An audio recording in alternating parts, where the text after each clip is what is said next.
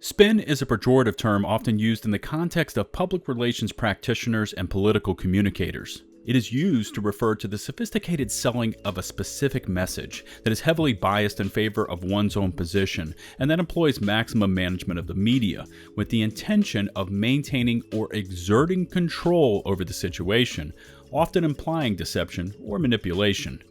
What's going on, everybody? It's LtBuzzLitebeer, and after yesterday's Outriders maintenance, in which we all probably thought it was going to come with something substantial, we were met with more of a whimper, as the patch notes literally consist of 4 short sentences and 0 details.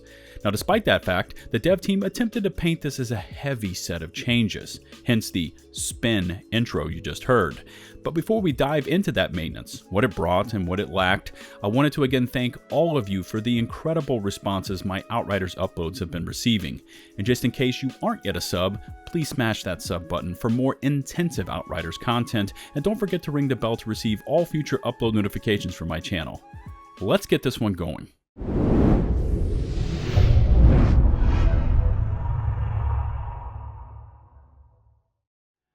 Okay, showing up on your screens now is yesterday's Reddit post from the Square Enix squad, and it really is underwhelming in terms of the scope and actual implementation to the live game.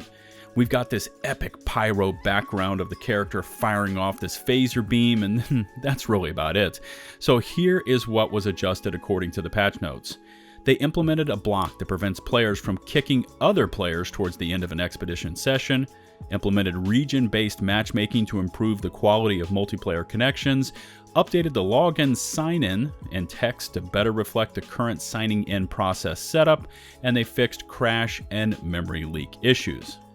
Yeah, so let's quickly run over what these changes actually did for the live game, and then there's another topic I wanted to throw out there as well. Kicking players at the end of expeditions, despite being a total douchebag move and something that never should have been in the live game, was in fact modified yesterday, but probably not in the way that many of you think that it was. Now, I tested this out this morning, and the fix was to gray out the kick from party option only on the final boss encounter of the expedition, which I guess will indeed prevent someone from kicking a squad member just moments before they can receive their drop pod loot. Now, what was not removed was the kick from party option for the rest of the mission. So in theory, you could be halfway through, say, Stargrave, and just kick someone from the party for insert whatever reason you want here. So the kick option is still available and alive. It has just been disabled once the final boss battle begins. Next up, and region-based matchmaking sounds incredible, right? Yeah, well, since Outriders does not use dedicated servers but instead operates on a peer-to-peer connection, squadding up with players that reside in your region should in theory cut down on the lag we all experience in multiplayer. But this will also cause some other issues to become even more acutely evident, such as the deficiencies with the actual matchmaker system itself. Having the open region matchmaking widened the pool of potential squad mates and actually made it possible to find people and groups to squad up with.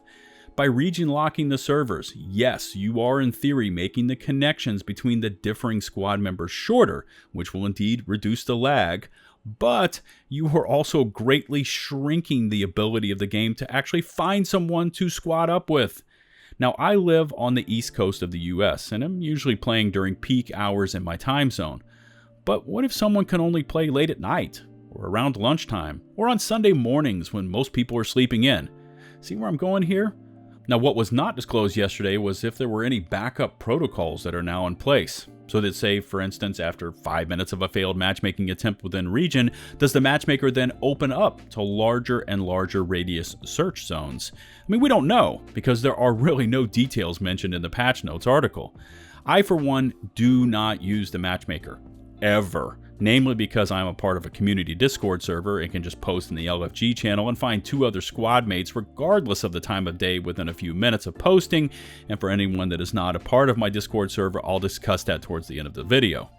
Continuing on, and there was some sort of update for the signing in process to reflect the process step. I mean, I don't know what was done here. Possibly there were some sort of visuals that were installed into the game to better identify when a player can't log in, as if they couldn't tell they weren't able to log in. So again, I don't know if this is so that they can report that back to the studio. I didn't see any changes on the game when I log in and I play on PC. Also, finally, there were fixes to crashes and memory leaks, but no details were given. Now, I'll dive into a few of these topics in a bit, but before I do, there was also some other mentions of work they are currently performing as a series of issues and fixes that I wanted to quickly mention. Reading on from their Reddit post, we are also making good progress on identifying and resolving outstanding sign-in issues, particularly on Xbox. Okay, again, we are 9 weeks into this game's launch, and there are still major issues for Xbox users. And for anyone out there that's playing on the box, and I'm not trying to start up a console, PC, master race, border war, but anyways, I really do feel for you if you were on the box. I mean, Xbox Game Pass gave you access to Outriders for free, so I'm sure that many of you weren't heartbroken by just moving on to games you could actually log into, but still, I am sure that many of you would have preferred to stay on Enoch if the game had functioned. Now, for those of you that are on box that actually paid full price for Outriders and still can't log in, I find that fact appalling. Now, on top of that, I've read responses and articles about how refunds have been denied, despite the game not functioning and not allowing you to log in, which is absolutely terrible. Now, lost in all this pandemonium has been the Stadia community, which has really become an afterthought and just gets lost in all of this community uproar. Now, for you, our team is also hard at work on the Stadia version of Outriders, with upcoming fixes and stability updates as we aim to get a fully integrated solution soon. Now, I personally don't know how many players have been attempting to play Outriders on this Stadia platform, but I believe it is by far the smallest platform community within the game. Being segregated out of crossplay must be tremendously difficult, and maybe anyone that is out there on Stadia can leave me a comment about how matchmaking has been treating you and your community. Moving on, and this topic of loot drops, especially legendary loot drops, is at a fever pitch right now, as evidenced by my last Outriders upload, and this latest Reddit post has something to say about that as well. Currently, we are also testing out some legendary drop rate changes with the intention to make them less frustrating and more satisfying. We will share further information on these potential changes when we can. Now, I was playing with several awesome members of my Discord community this morning, and I bounced this idea at them and they liked it. And I'm now going to present this to all of my viewers for a little feedback as well. Now, since it sounds like the team will, or is struggling to get legendary loot drops into a satisfactory state, coupled with the ineffectiveness of Tiago to really offer up anything of value or variance, and since the player appreciation package is still quote-unquote in the works, I propose that the Outriders dev team combines all 3 of these into one goodwill patch. So hear me out. For many of us that are still playing Outriders, we are like 1 or 2 pieces or even mods away from having that perfect build setup.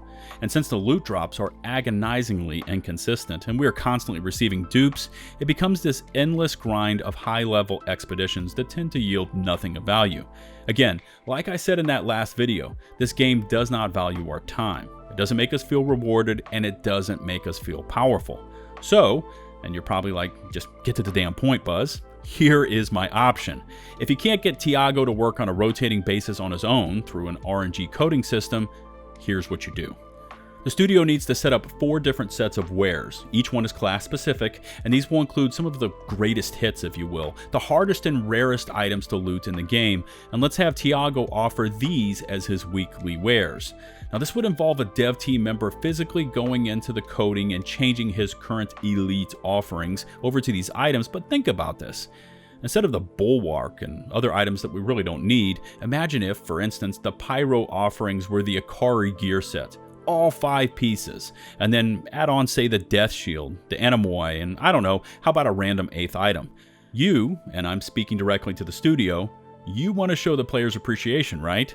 Well, here is the ultimate expression of appreciation by making the items that we haven't been able to source through looting available for purchase at Tiago. Now, this would involve a weekly maintenance, how about each Tuesday, for this dev team member to go into the coding and change the 8 items for sale. Maybe week 1 it is all 5 Akari pieces for the Pyro, and then the next week it is reduced to maybe 3 pieces of Akari or Lava Leech with random weapons thrown in there. I mean, we can work out the details.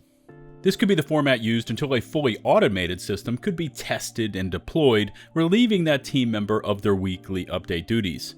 I I mean, think about it. Wouldn't you trickster mains want to be able to finally purchase the Ugaki Utaro's cowl? Or how about you devs, who are still chasing Seismic Commander items? Or how about a Death Shield, High Roller, Amber Vault, or Fatal Symbiote for sale that you could actually spend drop pod resources to obtain? Now for pricing, I say go all in. Set each item at the max drop pod resources an Outrider character can carry, 1,000,000 minus 1. I mean, do you want to see players come back to the game in droves? Give them access to those items that they can never loot because of the poor and punishing RNG system, and then allow them to spend those accumulated resources to finally obtain them. I mean, wow, when you think about this concept, it addresses, albeit short term, but still addresses the issues with players not being able to get those highly coveted pieces of loot to finally complete their builds. It also could boost the player counts across all the platforms, therefore opening up matchmaking for anyone who actually wanted to use that broken system. It would also give players a reason to engage with the in-game economy system by spending drop pod resources and also hitting the CT grind again to obtain more of them. And it would take a huge first step to bridging the gap back to the players that got fed up and left by extending them, hell, all of us, a bit of a lifeline. Let's call it a pre-appreciation package appetizer. And before I start to see comments like, if you give players the ability to just buy the items, it's going to be fun for like maybe a week and then everyone's going to leave the game because now they have everything and it's just going to be effing boring. Okay, let me ask you this. Why would that be any different than what we have now? I mean, really, think about it. Why would that be any different than the current player counts that we see on a daily basis in Outriders? Players left because of the broken matchmaker. They left because if they were lucky enough to have that perfectly crafted build, it went through a series of nerfs that just ticked them off. They left because of the damage mitigation issues. And they left because they found the RNG system overly complex, punishing, and incredibly stingy. Outriders needs a shot of adrenaline to get the player counts back up, even if it's just for a few months. And having this weekly code change to Tiago to manually adjust his wares and to give players the ability to finally purchase those last bits and pieces that have left their builds agonizingly close to perfection is exactly what this game needs. Before I end this one, I wanted to mention that I will leave a link to this full Reddit post in the video description, and I encourage you all to stay involved. Make your feelings and opinions known to the dev team. Also, I again wanted to invite you all to join my community Discord server. Just check in this video description, click on the link, accept those rules, and you are in. Once there, one of our incredible mods, which, by the way, now span the globe and are active during all time zones peak hours, will take the time to get you pointed in the right direction. We've got channels for builds, tips and tricks, carries, and the ever-popular farming LFG channel. Don't spend 30+ minutes waiting for a broken, and by the way, now restricted, regional matchmaker to finally find you a squad, which is probably AFK, when you could just join my Discord. Post in the LFG channel and be in a squad, using mics, talking to other awesome Outriders like you in a matter of minutes. Maybe you need a hard carry, want to discuss a new and wacky build concept, or just looking for a hardcore speedrun CT clearing mega group to squad up with. Well, in the Discord, we've got all of that covered for you and more. As always, I look forward to reading your feedback in the comment section below, especially my idea for Tiago to offer up the rarest items for the max drop pod resources on a weekly basis.